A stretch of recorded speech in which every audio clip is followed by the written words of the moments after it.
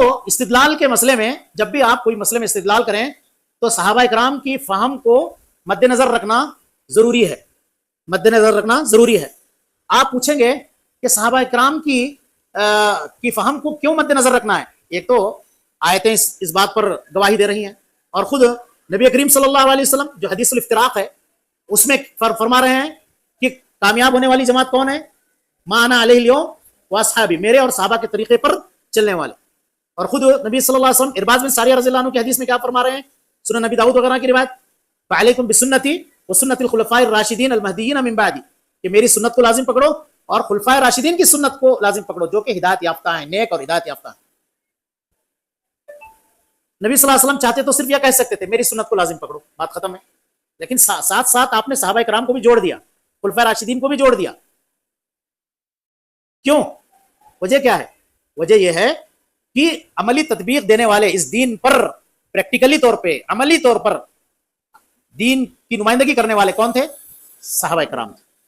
صحابہ کرام، عملی تشریح کرنے والے صحابہ کرام۔ اس لیے ان کے فہم کو، ان کے عمل کو، ان کی تشریح کو دین کو سمجھنے میں مقدم رکھا جائے گا۔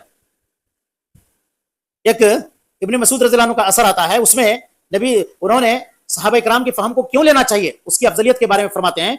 کہ اولئک اصحاب محمد صلی اللہ علیہ وسلم، یہ نبی صلی اللہ علیہ وسلم کے ساتھی ہیں، کانوا افضل هذه الامه،